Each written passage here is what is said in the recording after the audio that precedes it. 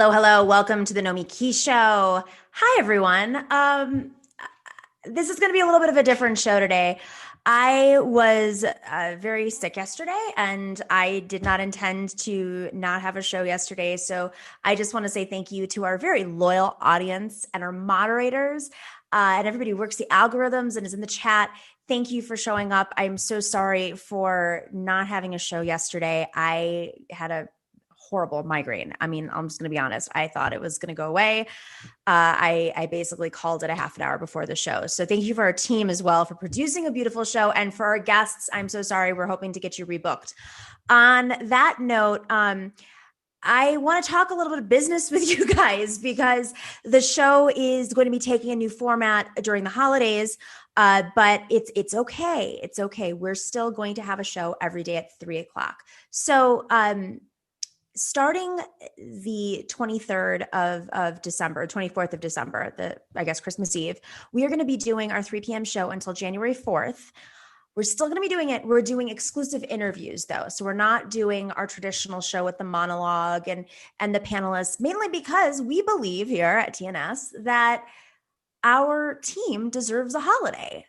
Don't you believe in that? Aren't we leftists? But I will be doing on my own handling my own technical side. I will be doing regular evening lives. I'm going to try to set up a schedule. I will be sharing that with you by next week. So stay tuned for that. But we're still going to have the show Tuesday through Friday. It's just going to be a little bit of a different format. We have to feed the YouTube algorithm. We learned that just from being off air yesterday. And if you want to know more about the YouTube algorithm and you want to hear an exclusive interview about it, I actually just finished up an interview about YouTube's algorithm, which is going to be on our Patreon. So if you're a patron, if you're not a patron, go to patreon.com/The Nomiki Show. We have an exclusive interview about censorship, how tech monopolies are affecting the ecosystem of information, and how a lot of this is kind of fueled through exploitation of talent. And so we're all addicted to doing live streams for 12 hours long or an hour, whatever it is, because we have to feed the algorithm. And that's why we're extremely grateful to you guys who tune in every single day, because you're not on air, but you're passionate about having left hosts, and you're passionate about having left channels and different forms of communication to take on the corporate media. One more piece of information, announcement that I have to make is we are starting, you can hear that? Drum roll, please. We are starting a book club. The Nomiki Show is starting a book club. You can become a member of the book club everything from 1 book a month to 4 books a month. You will receive the books in the mail at the beginning of the month. And then whether it's 1 book a month or 4 books a month, you're going to have a regular conversation, a book club conversation with special guests, sometimes the author, sometimes guests who have opinions on the book. And we're going to talk through the book. And our first book is our next guest. He authored this book. It is Thomas Paine and the Promise of America by Harvey Kaye. And Harvey Kaye, Professor Harvey Kaye, has offered 10 books to us for the first 10 book club members that join. You will get a discount on that. I'll send you some extra swag. Not only do you receive the books every month, but you receive swag from us and exclusive interviews. It's a really great value for the patron program.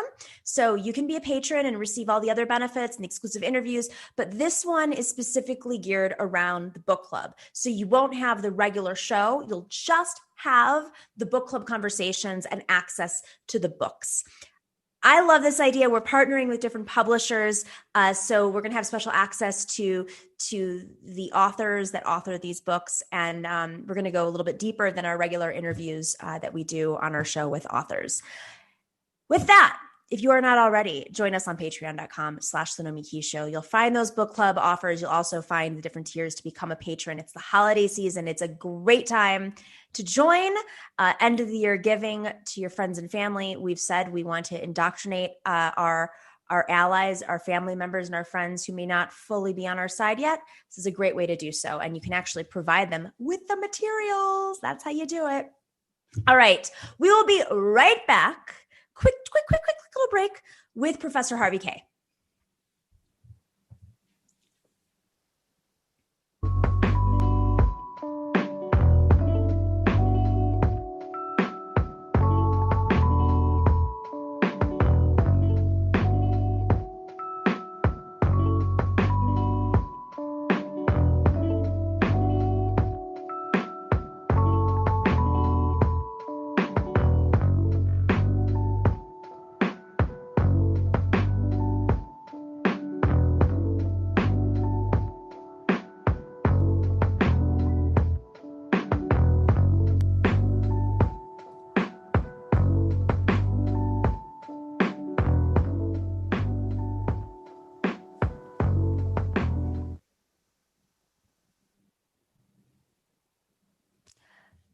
Professor Harvey Kaye, of course, I'm reading this straight from your book because I want to give one of the quotes from your book, is the Ben and Joyce Rosenberg Professor of Social Change and Development at the University of Wisconsin, Green Bay. We know that, right? We've had you on a million times. But I want to read a quote. That's your old title because you're emeritus now, right? Well, it's also Democracy and Justice Studies. We changed the program under my leadership. Oh, right. Yes, you told me this. I love this quote about this book. That's our first book club book. It's a quote from Katrina vanden Heuvel, who's, of course, from The Nation. Must reading for today's aspiring Democratic rebels and radicals. This is how you start, right? All right. There is a lot to talk about every time you come on, and we want to frame this all around Joe Biden's administration, what kind of administration is taking shape. We had hopes maybe 6-8 weeks ago that we could pressure him to bring on some labor leaders or to really push a form of a new deal, a newer deal, a less racist new deal, a greener new deal in this White House, and using this moment, this crisis, this economic crisis, this housing crisis that we're facing, this racial justice moment that we're also in, to pressure Biden. But it seems like he's just listening to Wall Street and the McKinsey executives and consultants. So I guess the question I have for you now is first off, does Biden still have a shot to be an FDR? And second, if he's not an FDR, who is he? I'm leaning towards Hoover because he doesn't talk about this housing crisis. Okay, well, first of all, I'm going to say that we all missed you yesterday, and it's very nice to see you back. Okay, that's first of all. Thank you. The other thing I'm going to say is that whatever I say right now, I mean sincerely, but I have to tell you, 5 minutes before I came on, somebody on Twitter, a friend of mine back in New Jersey, sent me a link to an NPR story. I'm not saying there's any truth in this. I'm just telling you what was reported, that the Biden administration and formation is inspired by the FDR legacy. Yeah, exactly. Now, let me just say that can mean a lot of things, okay? One of them it can mean is that if you ask Joe Biden who FDR was, he can tell you it means Franklin Delano Roosevelt, and leave it at that. Okay. The second possibility is that they think they've got an FDR frame in their heads, but actually all they have really is a kind of top-down elitist rendition of social change, which we saw it from Clinton in the worst form. Okay. We saw it from Obama in a very neoliberal form again. So it's hard to know what that means, and I'll try to listen to it and make sense of it. But frankly, 6 months ago, I was asked on Rising if there was any chance that Biden could become an FDR. And I said, look, based on Biden's record, there is very little chance that he could rise to that kind of presidency. And in fact, if the DNC, and if the likes of Obama or the Clintons or Clyburn of South Carolina had wanted an FDR-like presidency, then they shouldn't have mobilized to block Bernie Sanders. That's key. Now, having said that, okay, I mean, we've looked at the formation of his cabinet.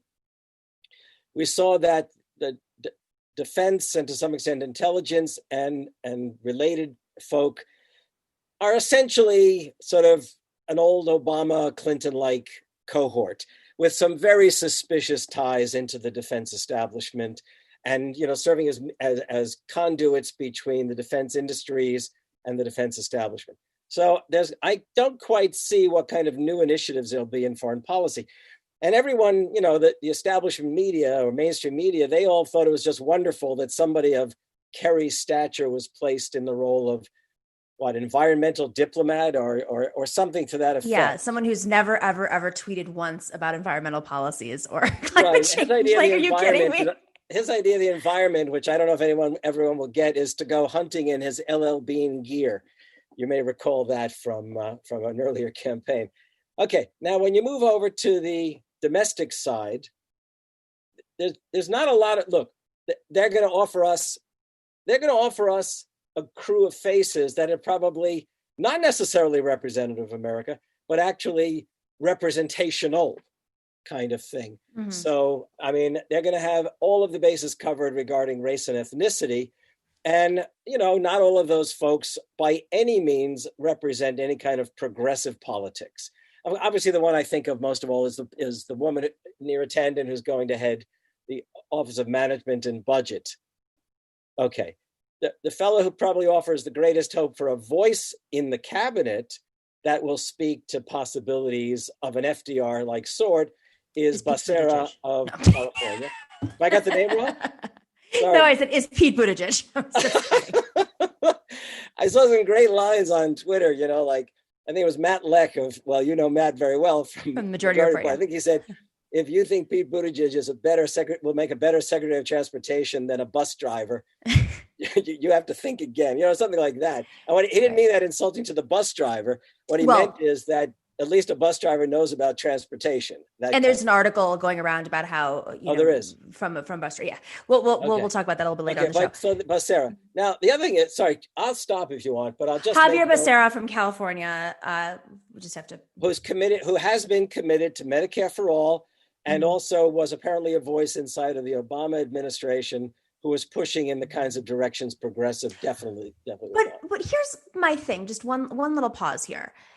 There are, dozens and dozens of signatures. I don't even know what the last count is on Medicare for all co-sponsors, but that doesn't mean they're advocates for it. I mean, Kamala Harris is one of the co-sponsors of Medicare for all. Cory Booker is.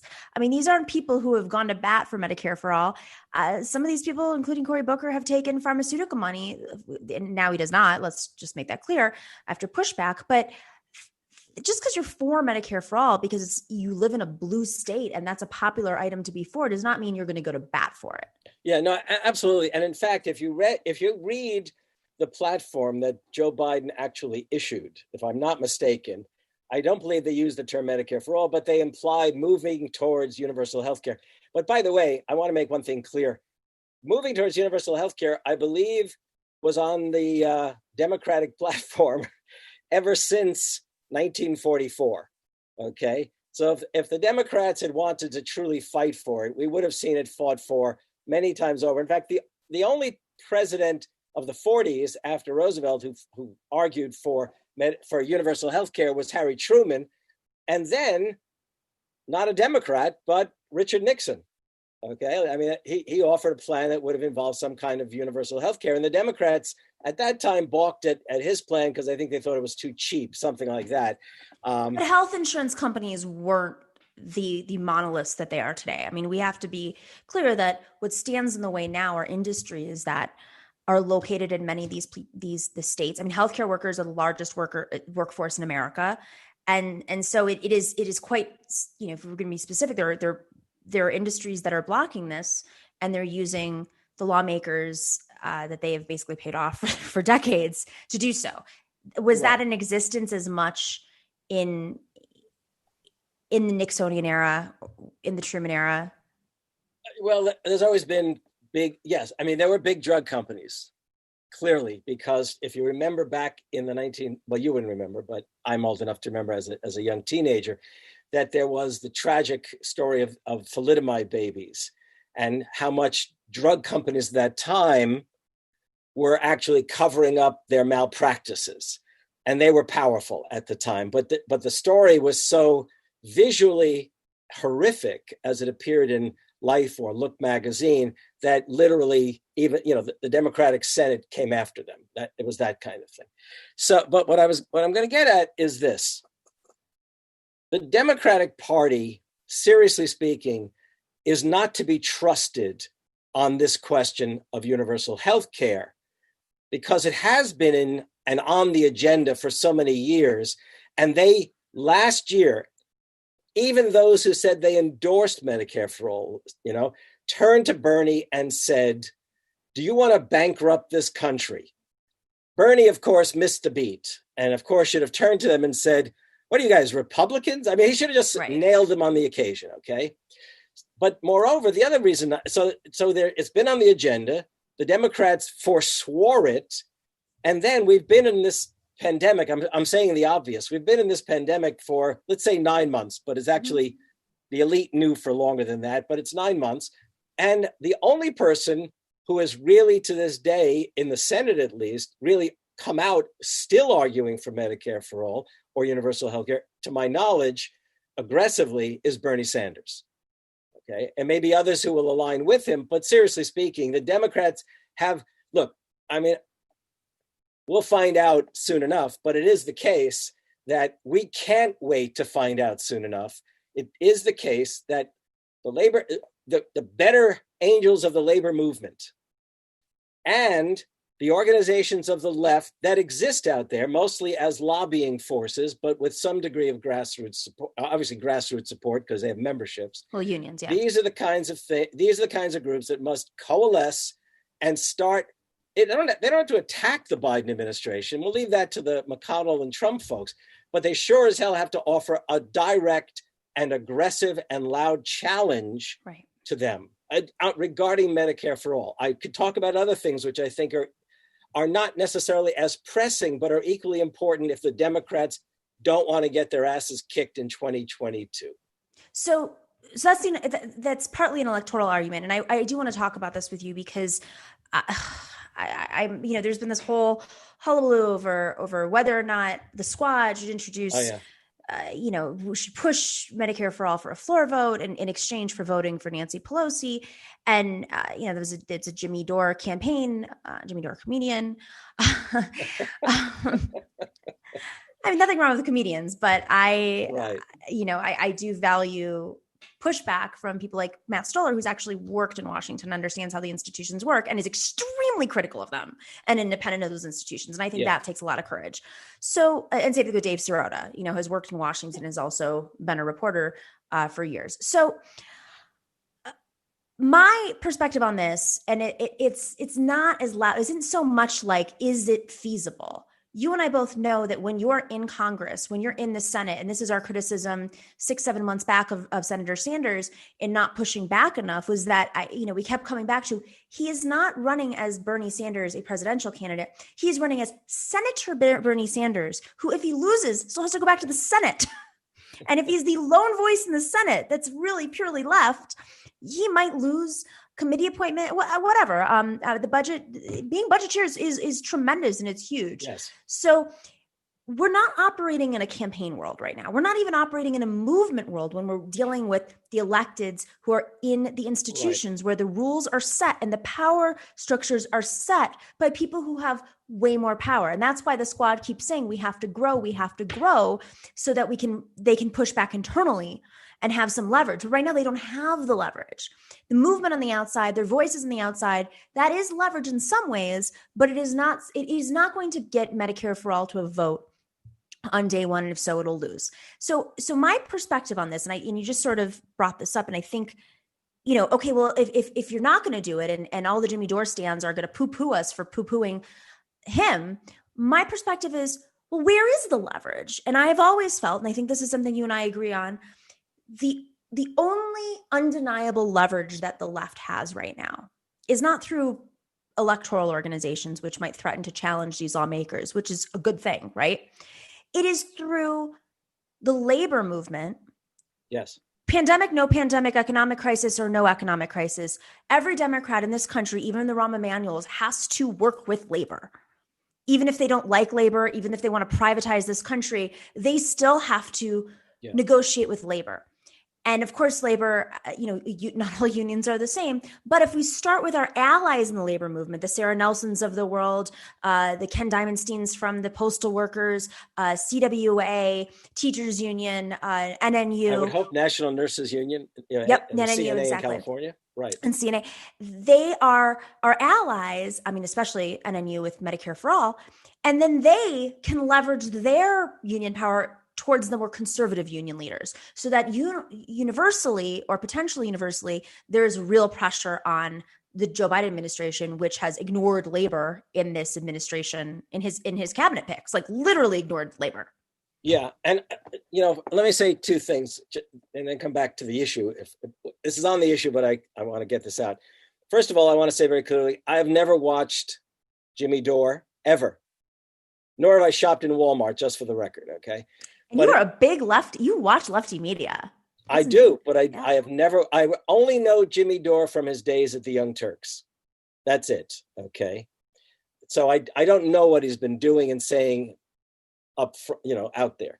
But I can tell you that he obviously isn't paying attention, because if he was paying attention, he would realize that Bernie Sanders in the last 3 weeks sent out at least 2 mass mailings to people who he has on his list, and I'm one of them, laying out the agenda he intends to pursue, and is very much upfront that universal health care is on that agenda.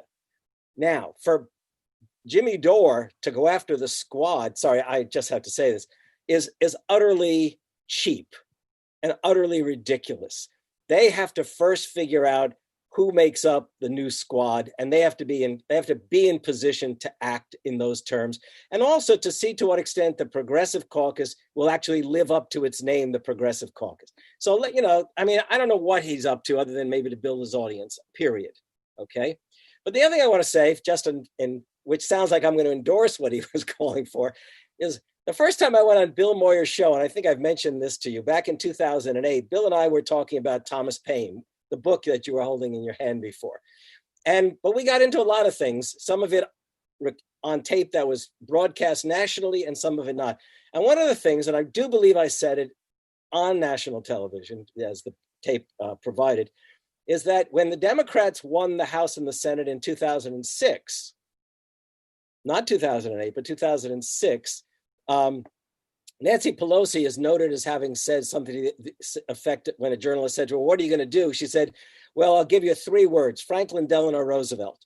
Well, right, exactly. Your face says it all, okay? But the other thing is that I said, well, whatever they do, this is what I was telling Bill on TV, I said, whatever they do, it seems to me now would be the time for Democrats to take a sense of the Senate, or whatever they call it in the House, and have a vote, going on record that the Democratic Party is committed to universal health care. And leave it at that, for the purpose of letting Americans know that when the majority of Americans want something, the Democrats will fight for it. And that way, you could have had a long-term pursuit of this kind of agenda.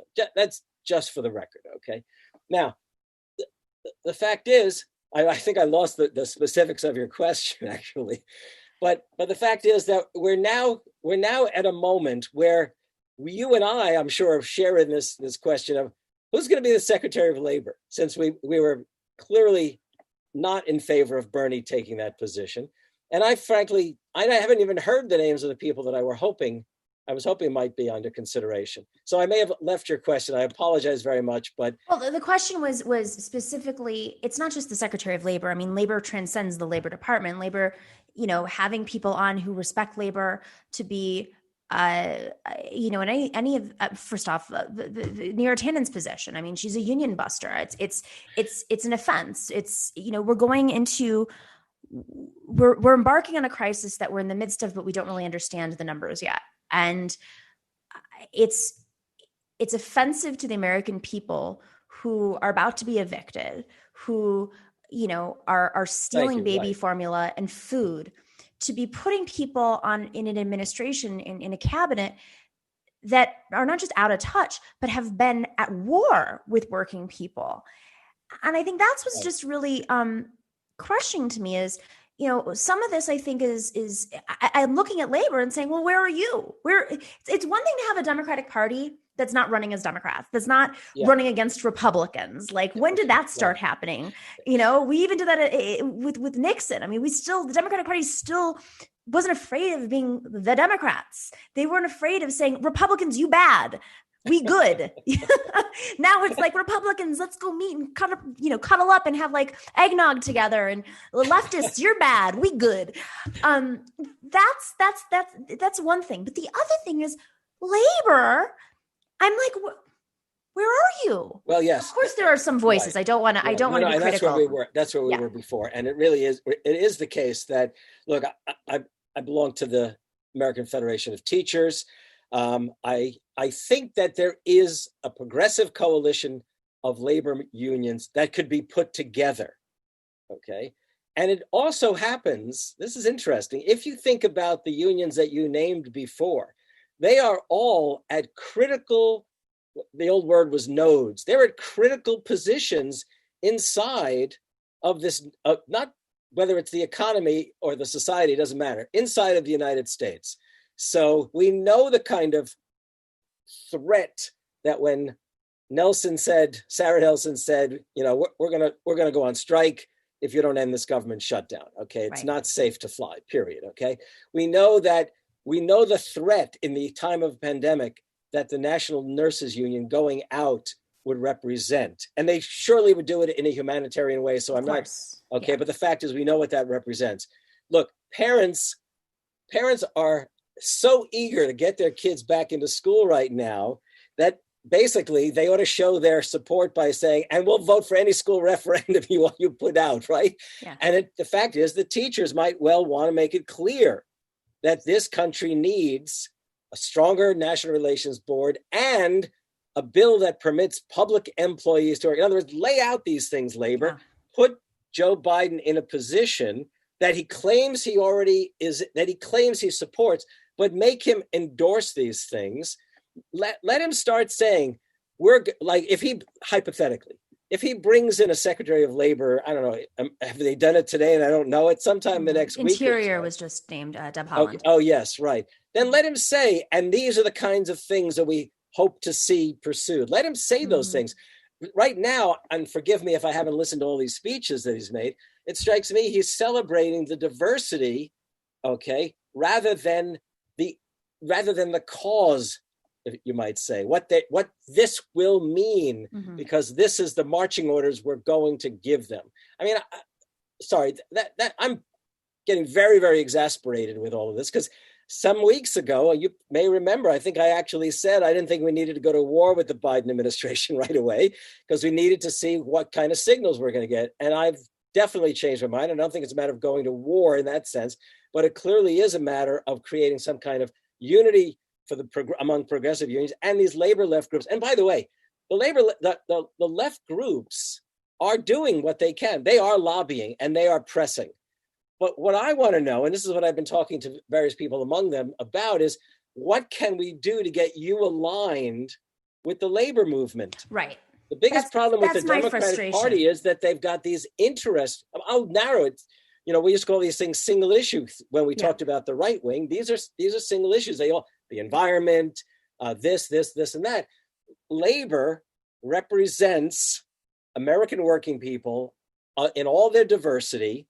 Okay, they make things happen. I mean, these groups need to intersect. And by the way, I don't blame the lobby groups and with grassroots support. I'd like to get on the phone and ask Richard Trumka, the president of the AFL-CIO, what the hell are you doing? We should be hearing from you. You should be lining up labor leaders with you to say, these are the kinds of things we expect. And I want to warn everyone that when it came to the Obama administration, labor went silent. Instead of challenging Obama, because maybe they were afraid to look like they were challenging the first Black president, but they went silent. And when he was interviewed, Trumka, regularly in the first few years of the Obama administration, he would not say a bad word about that administration, despite the fact they had abandoned the promise to labor of enacting the Employee Free Choice Act. Well, labor can't sit around waiting anymore. They've got to make themselves heard, or they'll be in even worse shape when Republicans come back into power and make an effort to pass a national right to work law. And for those of you guys who don't remember, Obama was quiet when Wisconsin was under attack. I mean, yeah. And that's there's no, I don't know. There really hasn't been a Democrat in the presidency who has ever treated labor that way. Am I wrong to say that? You mean in an embracing like fashion, or like we're in this together kind of way, or no? I mean the opposite. That Obama was so hands off, ignore labor, as labor, Obama did. And went to war with them. I mean, whether it's Arnie Duncan running the education department, trying to privatize, right, or bringing in, Obama staffers and former campaign managers like David Plouffe going to lobby for Uber. I mean, this is not the Democratic Party is supposed to be the Labor Party. And I think what I'm really, like you said, Richard Trumka, like the quiet, they're just quiet. And listen, forget about the politics. Just forget about the politics.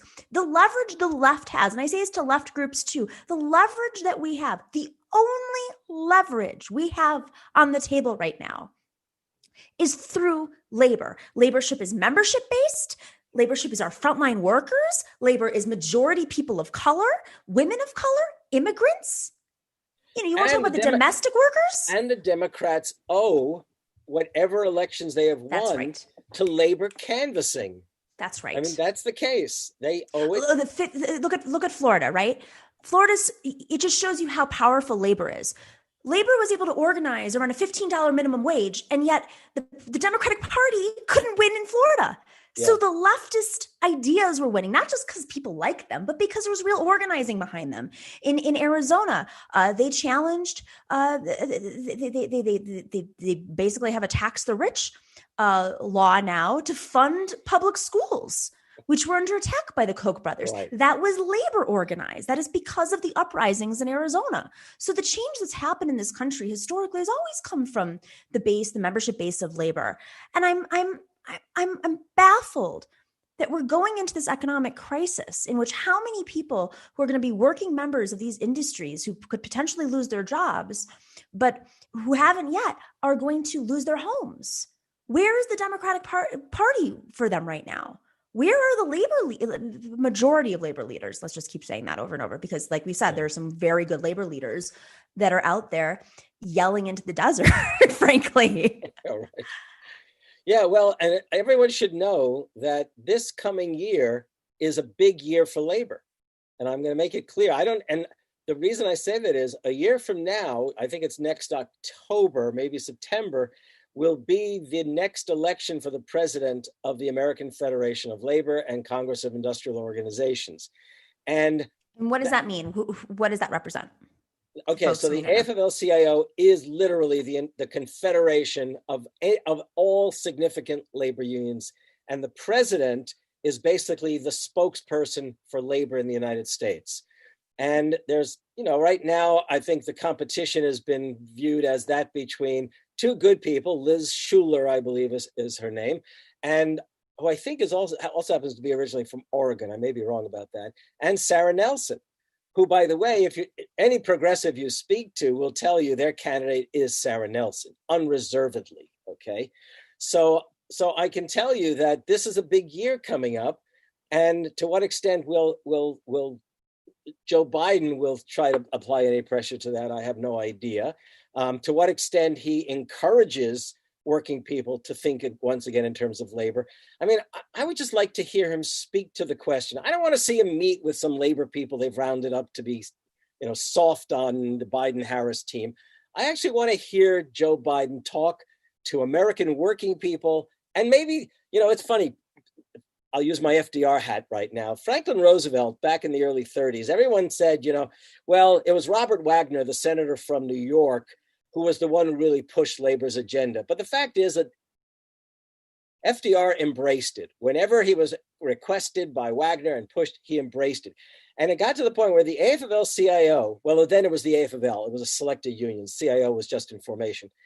They actually issued a poster. I wish I had it here to hold up. Somewhere it's here. This poster said, "Your president wants you to join a union." And it's never clear to me that Roosevelt said it exactly like that, but he talked regularly about the rights of working people, and he never, ever denied saying it. So wouldn't it be great if Joe Biden said, yeah, I want to be like FDR. I want you to join a labor union. But, that's a fantasy. Well, just to kind of take this full circle, Joe Biden comes from the credit card state where all the tax loopholes are, and FDR came from a state that, even to this day, New York is there's the organ. I mean, it's probably one of the states that has the strongest labor in the country, if not the state that has the strongest labor in existence. Probably others. That doesn't mean that they're not that labor doesn't go to war with our governor regularly, or doesn't go to war, or maneuvers behind the scenes, or does whatever they do. But this is I think this is a big part of it.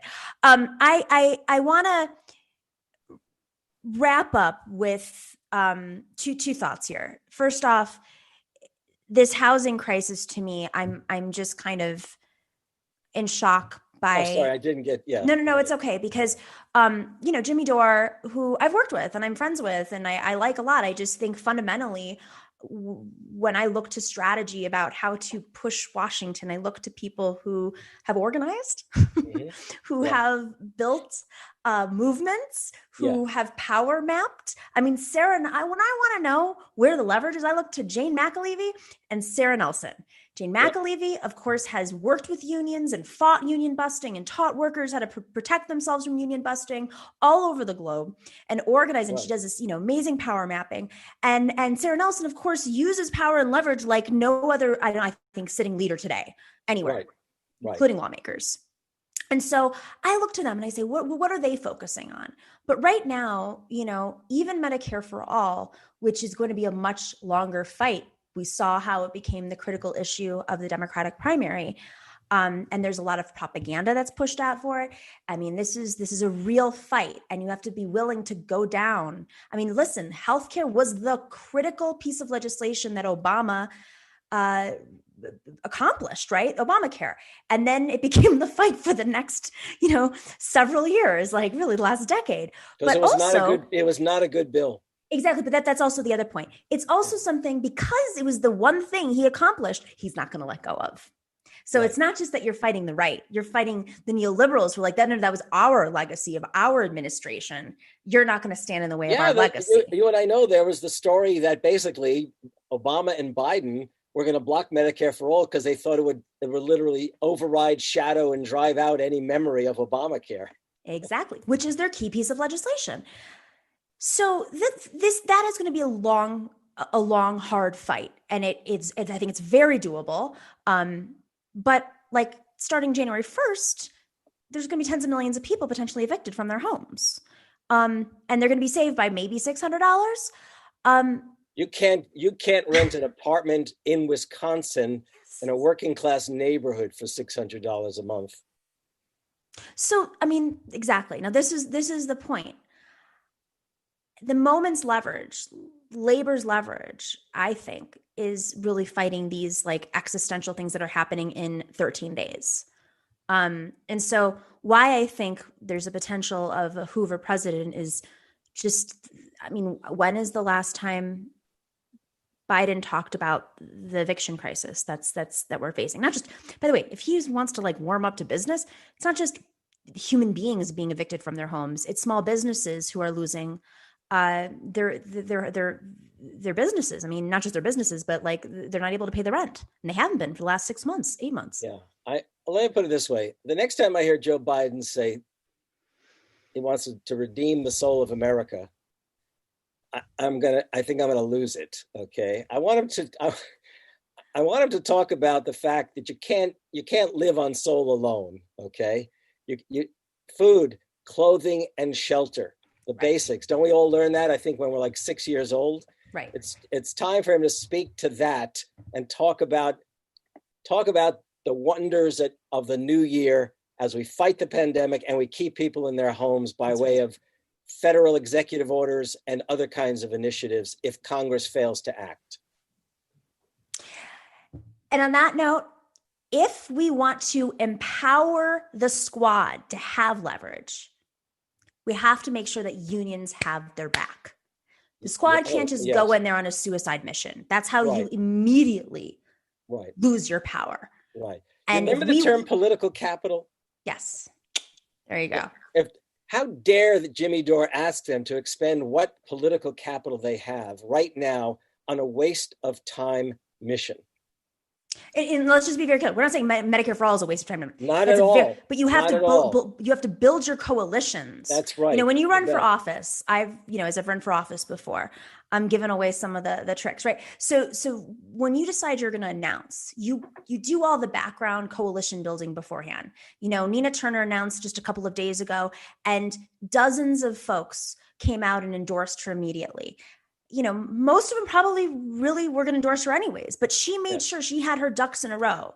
Their campaign made sure so that on day one, they were able to have a huge fundraising day, because that's the biggest fundraising day usually of a campaign, so that they could hire the staff and build out, but also that they had the protection, the endorsers around there, around her, so that they can go in there and fight, and people have her back, and also potentially block out any potential opposition. You need these coalitions to be able to succeed. So if we want to be strategic and if we want to win, why would we literally set ourselves up for a suicide mission? And that I'm really concerned about. I get criticized for being on the Democratic Reform Commission, which reformed set forth reform as the party. We knew we were very much in the minority. So we went in and said, what leverage do we have? Well, the leverage was I was hosting a show on, I was on TYT. I brought in the TYT audience to pay attention for the first time ever. And we obviously amplified a lot of what was happening so that we were able to pass a few things. But we knew very well we were not going to go in and get major wins. So if you know what your map is when you go in, then you're more prepared. But if you just go in blindly, or if you yell at your only allies who are part of institutions, I don't understand how that's strategic. And so you lose that fight, and then you miss an opportunity to have a fight about evictions, about, bringing in more than $600 of relief, or whatever existential crises we're facing. And I'm saying this because I know that there are trolls in the chat right now trolling. And I want you guys, if whoever you are, if we want to win, we have to pick our battles and when to do them and how to build the coalitions to do so. And if you're a leftist, leftists should not be excluded from labor. Labor is our way in my opinion. And I think that's kind of what Harvey Kaye has been saying as well. Is that right? Well, for what it's worth in historical terms, because I know you've got a panel that you need to get to. Okay. And then you need to jump in the chat. Okay. And then I'll jump in the chat. That's right. Take on the trolls if I have to. But the thing is that if you look back at American history or world history, the way in which democracy was created and advanced was not by something called the middle class. It was definitely not created by what many of Marxists calls the bourgeoisie, or in any case, political and economic elites. It was created by struggles of working people in all their diversity, not necessarily always aligned, but in every generation, it was working people who made things happen. And I can't emphasize enough the imperative that left organizations reach out and encourage labor to be more vocal and perhaps take the lead in advancing the progressive agenda. Become a book club member. Learn how to be a radical rebel. I couldn't put this thing down. The story of Thomas Paine, then and now, for the man and his ideas, and very much alive today, stirs the heart, moves the mind, and routs the demons of despair. The best political book of the year. That was Bill Moyers. And it is our first book club entry. The story of how Bill and I connected. Okay. Next show. Okay.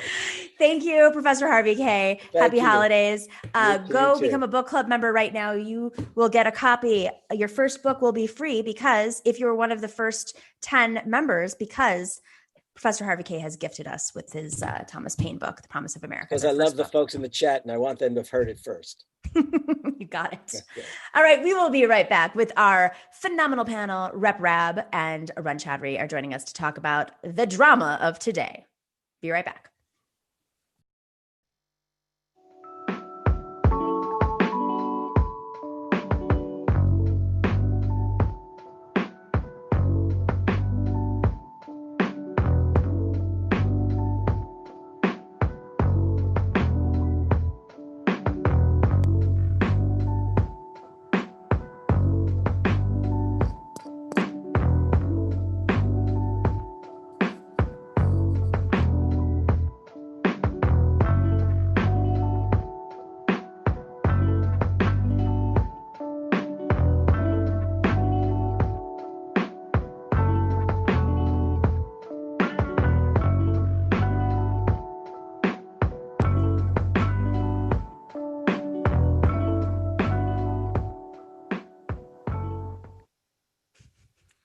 I love that everybody's just like, I felt like we were that SNL episode where we're all doing the head thing. All right, all right. Okay, we have Rep. Rabb representing the 200th district of Pennsylvania, the most progressive district in Pennsylvania that won Joe Biden the election. So progressives did turn out and organize. And of course, Arun Chaudhary, who is a political filmmaker. He was the head videographer, the first videographer, excuse me, for the White House under the Obama administration. And he was Bernie Sanders' creative director in 2016. And he's live from Berlin, where unions are still a thing. Unions are still a thing. Yeah. Based on our last segment. The big nut that they haven't cracked here is the same one they haven't cracked in America. And whoever does it, and it doesn't have to be fair-minded left-wing people, whoever cracks out of precarious workers and the gig economy, whoever actually really unionizes those folks in mass is going to have a real political army to wield. That's right. But you already talked about this last segment. Yeah. No. And it's interesting. Well, it does lead into our next topic. But in New York, for instance, the taxi workers have organized very well. And there's a suicide epidemic right now because the medallion prices have gone down so much, the values, that they've blocked bridges. This is just a couple of months ago across New York City just to amplify. And I think we're facing a different type of labor crisis. So we're in the middle of a pandemic, what I believe is global Great Depression 2.0. And the fifth richest person in Congress, Senator Mark Warner, not only is he out of touch, he doesn't get why Americans need both direct payments and expanded unemployment. This coming from a guy who is worth over $90 million. All right, this gets back to the point. Like, what is going on with Congress? If that is like kind of the basis of the Republican Party, what path do we have, guys? I mean, I'm gonna start with Rep. Rabb because you are in a house full of a bunch of well-paid lawmakers because you guys, in Pennsylvania can take unlimited money from who knows where. Well, the bigger issue is, we have folks who are fabulously wealthy, whether they receive a salary for full-time legislative work when we don't have a full-time legislative agenda. They also benefit from legalized bribery because you could buy someone a Tesla, and as long as we disclose it, it's legit. It's only bribery if you don't disclose it. Does that include like foreign money too? No. Can't take foreign money. Can't take corporate money, but you can take money up to $100 cash. You can take any gifts, but you have to disclose over a certain amount. But there's no limit to what you can accept as gifts from it, pretty much anybody other than a registered lobbyist. And a lot of my colleagues make more money on their side gigs than they do as full-time legislators, which is problematic, right? But your point about Warner is, Republicans don't have a monopoly on corporate-minded representation and extraordinary wealth, right? So when folks are saying we need more working-class folk running who are viable candidates of running with progressive values, that's really important. That's the type of diversity of lived experience that will have a huge impact. And just as an example, and I don't know if I've done this before, but you can do it on any level, whether it's class or gender or sexual orientation, but my first boss in DC was Senator Carol Moseley Braun, and she was the first Black woman senator. She showed up to the Senate floor in a pantsuit, and they're like, Senator, you can't be here. And she's like, excuse me? She's like, oh, women can't wear pants. They have to wear skirts or dresses. And she just gave him a Chicago look like, you kidding me? I'm not leaving this floor. And the rule changed forever. But if there's only men there, only cisgender straight men, you're not going to have that issue. But we should note that the most alpha males, the most masculine men back in the day wore high heels, wigs, tight pants, and makeup. And these were the founding fathers, right? So even when we look at, what are considered, social norms, they change, but they only change if we push them by making sure we have the type of representation we need. So I don't care that Mark Warner has a D behind his name. If his interests are more aligned with the elite and corporatism, then, that is a bigger issue.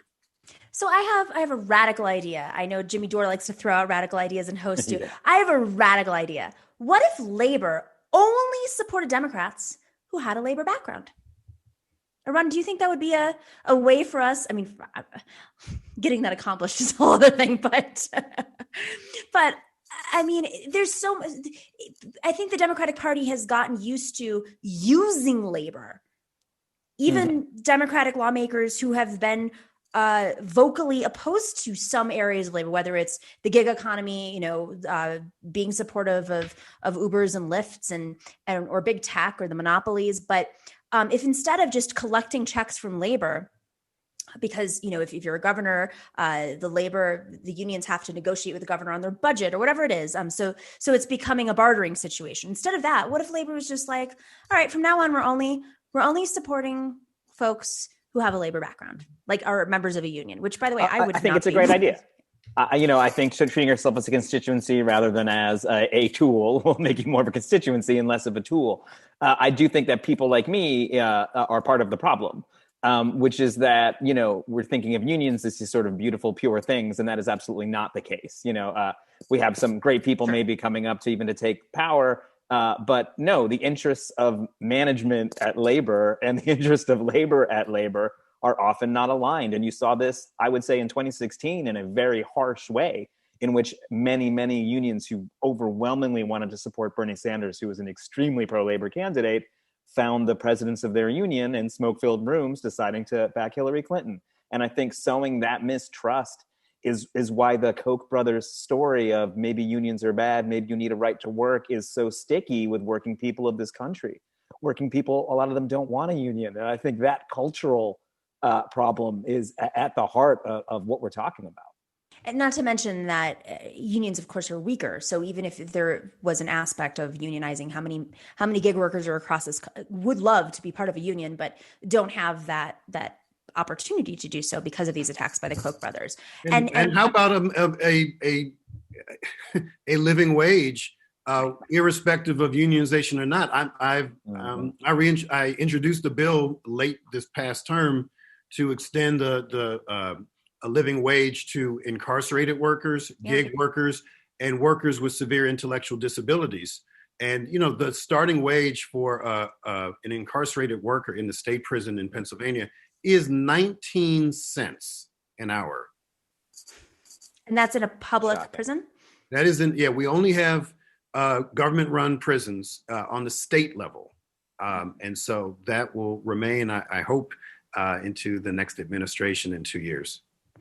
Okay, so on this note, we're clearly facing a crisis of capitalism and extraordinary monopoly power and exploitation of workers and people, and we know the crisis that we're in.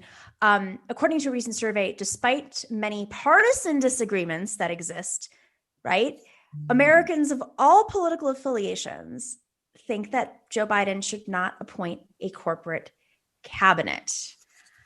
This is amazing to me because we were born out of capitalism. Everything is free market, free market, free market. Unions are and yet at the same time, the same Americans, many of the same Americans who criticize unions and think that we're all communists going to take over and terrorize the country are against corporate takeover of their government. Rabb, I know you could probably pull some history here. What are your thoughts? A little bit. Look, the reality is there's capitalism in China. There's capitalism in the US. There's capitalism in Ireland. There's capitalism in Scandinavia. There are different forms. Same with democracy. There are different representations of participatory democracy in different societies. But there are hardcore democratic corporatists who don't believe in the free market system because they know it never existed, right? That's a fiction. It didn't exist. But they believe in diverse capitalism, which is still capitalism. It just promotes consumerism and inclusion in a capitalist state. Now, there's a difference between saying I'm pro-capitalist and I'm pro-market-based economy. We've had market-based economies for millennia. It's the basis of trade. There's nothing inherently wrong or exploitative about that. Once it's exploitative and once it concentrates capital with the elite to the exclusion of everyone else, that's when it becomes what we are experiencing now. And one of the issues with capitalism is not in crisis. Capitalism is crisis. right? Number one. And number Well two, said. this is how it's supposed to work. And that is, capitalism, its defect from some people's perspective is that it doesn't create more capitalists. So if you have assets that don't gain in value, then you can't create wealth. And if you don't have wealth, you can't create more wealth, which is what capital is. Capital is wealth that creates more wealth. So the vast majority of Americans will never be capitalists because they will never actually get close to a capitalist reality and have wealth, whether it's a home, a business, a 501, not a 501c, a 401k, right? They won't have any of those things, but they can consume and they can buy things that look like them, made by them, sort of, but they're actually not, they're not building, they're not part of the future. They're not part of any kind of shared prosperity because that's not what capitalism bears out. And the inverse, of course, is that you're in debt, which fuels those who do have access to the wealth or are part of the wealth structures. Arun, you're in a socialist. Yeah. Tell us. You're just like ready to go. No, I think the most important thing you said, and to bring us to the present tense, as in like tonight and last night, is that this is bipartisan right now. And actually, the person who I see in the news talking about this is Tucker Carlson. I see him at the every night, after he's done, hating on immigrants and whoever else. By the time he gets to the end, he then talks about corporations that are out of control and that are capturing this government and that are capturing Biden's cabinet. And you're like, damn, that is some sticky stuff right there. Like that is some really nice frosting on what's otherwise a xenophobic, horrible nativist cake. And it scares me because whoever really grabs on this is going to find a long-term political message, not just 2022. Right. It's not that, we've said this on the show before. It's not so much that we're scared of just the Tucker Carlsons. It's the movement that they're building, because the movement is what's scary. It's hard to disassemble a movement once it's been formed. And they'll just bring in these people who aren't likely voters now. Again, the people who Democrats don't know how to get, non-voters, less likely voters, the people who Trump managed to turn out and, keep shocking pollsters over and over again. I want to end on the topic of the week, which the trolls are out right now. The topic of whether or not we should bring Medicare for all to a floor vote in exchange for Nancy Pelosi's vote as speaker, and we're talking about the controversy over fighting with the squad. Let's just be very clear. It wasn't like pressuring the squad as our allies. It was calling them shills for not doing so. I agree. Yeah, Rabb, you're in an institution. I think you're the perfect person to ask because you're probably the most progressive, if not one of the most progressive, or vice versa, one of the most progressive, if not the most progressive lawmaker in Pennsylvania right now. And you're still in an institution in which you're definitely outnumbered. And there's a lot of money that is flowing in all different directions. Can you just kind of break down how leverage in a power structure in an institution works, like what you need to do to be able to immediately use Medicare for all as leverage against, say, a speaker position? Well, I believe that organized people always prevail over organized money, right? And that's something that's hard for a lot of people to understand because they say, oh my gosh, these folks have so much money. And if that were true, they'd be a lot more successful.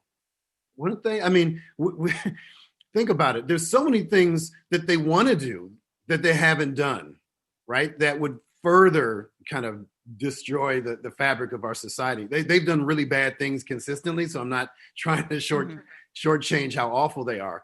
But we have been successful when we mobilize, when we organize en masse. And, we are the majority, and we are indomitable when we work together across all kinds of lines. So reminding the people in power that we're the actual power is really important. And we've seen the benefit and the results of that through, 2020 after the killings of Breonna Taylor and George Floyd. I personally benefited from getting 2 bills enacted into state law within 36 days of there being tens of thousands of Pennsylvanians taking to the streets, not just in Philly and Pittsburgh, but in rural areas where there wasn't even a critical mass of Black folk. And it scared the hell it scared my colleagues who are not used to that type of accountability and pressure, which was awesome. I was saying, please, more and more and more. And they're like, who are these people? And like, these folks are people who are your constituents, actually. So you need to get to know them. So to your point, we have to actually flex our muscle in ways that influence people in power, where otherwise we just are complicit in our silence. And we say, oh, well, they have all the money, they have all the power. But in reality, when we show up at places where we're not wanted and we're not expected with a clear message and, frankly, some ultimatums, it actually works. It actually works. And it's always worked. That has been the norm and not the exception. There's no major landmark legislation that happened without protest. And so if we say, oh, well, we're done with the marches, we're done with protests, why? Right. Right. No. If it works, keep doing it. And I think that's really important because people say, all right, now we've gotten our issues out, so people need to do the right thing. No, that's what accountability, that's what co-governance, looks like, where in between election seasons is where the people do the work and hold their electeds accountable. I particularly love it because it makes my job easier as a progressive trying to get folks to move in the right direction, move forward to embracing things that many of my Democratic colleagues believe are unfathomable and can never happen. So Arun, what would be the effective way for the squad to use their leverage against Nancy Pelosi, or what leverage they have in pushing for Medicare for All vote, and what would we need to do to make sure they were protected? The second part, I think I have a better handle on than the first, Okay. right? Like Congress is a mess. I've got I'm an executive branch guy. The more to the legislative branch, I don't know how anybody even does it. in the White House. All respect to you. I do think there's smart ways to pick your fights and make sure they work. I do know that losing a lot in spectacular ways doesn't seem to get you anywhere.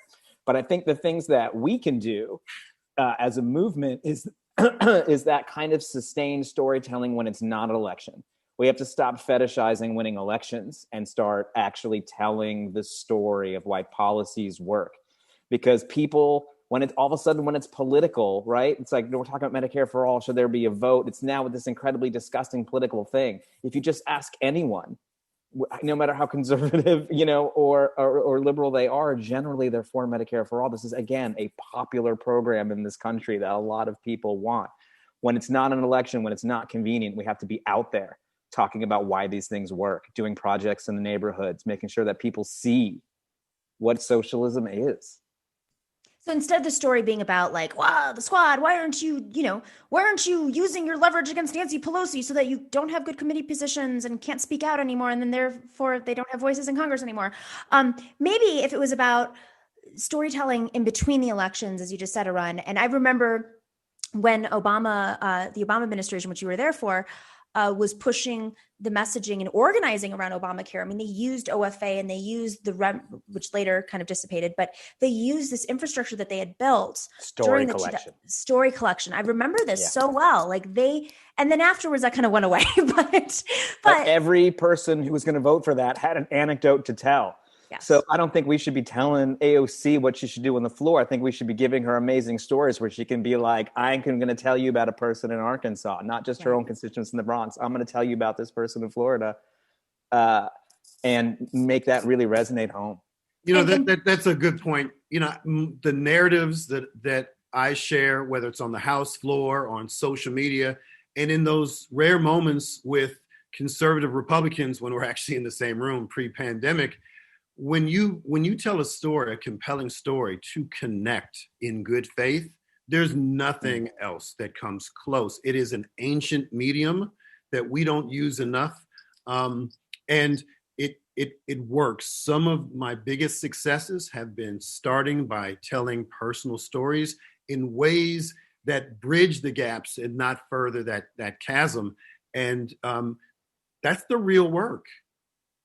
So maybe it's Bernie using his leftover campaign money and AOC using her war chest, and maybe some unions like NNU and other unions that support Medicare for all collectively building a fund an advertising campaign, buying ads across the country, and educating folks a little bit more about Medicare for all. Not forget, one of the greatest things FDR did was actually employ storytellers to tell the stories of people during the Depression. He sent folks out, tape recorders with film cameras, with still cameras, and the artwork preserves to this day. It's some of the most beautiful stuff we have. Absolutely. I have a great-great-grandmother who was an artist, a pioneering Black woman from the early 20th century who was paid by WPA to put her artwork, to send that message. They were paid for their treasure. They were paid for their value and skills, and it endures today. When people say, it's the private sector that creates the jobs. No, government can create jobs too. And it created the backbone of the Black middle class for almost a half century. Why? Because Richard Nixon was so afraid that Black folk were going to be angry and blow up suburbs that he said, well, let's give them a piece of the pie. And that's, that's protest. And as Harvey Kaye said right beforehand on the previous segment, FDR wanted to employ what were potentially going to be the next fascist generation. So he gave them jobs and put them to work and pulled them off the fascist train, which of course was the big crisis of the moment. So interesting. Rep. Rabb, 200th District of Pennsylvania, author of the Invisible Capital, excuse me. Go check out that book, and a really good place to buy books that's not Amazon. And of course, Arun Chaudhary. Thank you guys so much for joining us. We won't see you until after the holidays, so maybe we'll do some specials. You're welcome to come on. Yeah. We're gonna do some lives with our favorite guests. So if you're down, love to have you on for like a special in between. Absolutely. All right, happy holidays, everybody. Be well. All right, we have some shout outs here. Ann Johnson says, Philly Nomiki fans. Okay, that's you. Rep. Rabb, listen to this. Don't leave yet. Rally for Nurses, Tuesday, December 22nd at 12 p.m. noon to 1 p.m., 3401 North Broad Street. That we will put that in the info section on YouTube. A group within the larger Temple Health nursing staff is getting screwed on their union negotiations. Thanks, Ann Johnson. Philly fans, Rep. Rabb, tell your constituency, Absolutely. Go turn out for that. Go for that. Shout out love to Vinny Holiday. What value is there for progressives in committee chair positions, or is that a waste of leverage? And I think it's important. Rep. Rabb, don't go away. Come on, tell us. Right. That's how you move legislation, as being a committee chair. I mean, I know in the minority because we don't have chairs. It's the Republicans, and only the people who are the majority chairs or in Congress, the chairs can move bills. It's 5 times more likely in my state legislature for a Republican to get a bill considered in committee. If it doesn't get it considered in committee, it doesn't move. So that's really, really important. It's not just being able to speak on the House floor or this or that. It's actually having institutional power by running an influential committee and being able to decide what bills are considered. Very important. And even if there is a Democratic committee chair, like in Congress, where they do actually, I mean, AOC is so powerful in her voice, and actually everybody in the squad is so, when they Katie Porter with her takedowns, I love it. They may not get called on if they take off their chair. Absolutely. This is the game. You don't want to see these viral moments. I mean, what's the point of having people in Congress if they can't speak when they're in Congress and push when they're in Congress? And I mean, otherwise they'll be like us. They'll be YouTube hosts on the outside. Everyone has a role, Nomi. Yes, absolutely. All right. Last shout out today, I think. Prairie Fire Kowalski from Nebraska. I get powerful migraines that knock me off my butt regularly too. Taking a lot of Excedrin helps me function very unhealthy. So just remember to do your cardio to keep your heart strong. This is for cold brew. Treat yourself. Actually, caffeine, I mean, there's mixed opinions about this, but I had a really bad migraine yesterday. Just so you know, we didn't have a show, and it was probably the worst one I've ever had. And I get them, semi-regularly once a month. So thanks for the love, Prairie Fire Kowalski from Nebraska. And thanks to Harvey Kaye, who came on earlier and then joined the chats. And MIDI Doctors for working the algorithms. And huge thanks to Bob and Orb for keeping the chat room troll-free. I know there were some trolls today. They're probably going to be coming for the next few weeks. We unleashed something. I'm not sure how much of it's real, but we'll see. All right. Be well, everybody. We will see you tomorrow for Femme Friday right here at 3 p.m., the Nomiki Show. In the meantime, join our book club. 10 free copies. The first 10 to join the book club get the first book for free. That is how great this is. You'll get an extra book this month for the first book club of the month. That's at patreon.com/The Nomiki Show. Take care. Be well. We'll see you tomorrow.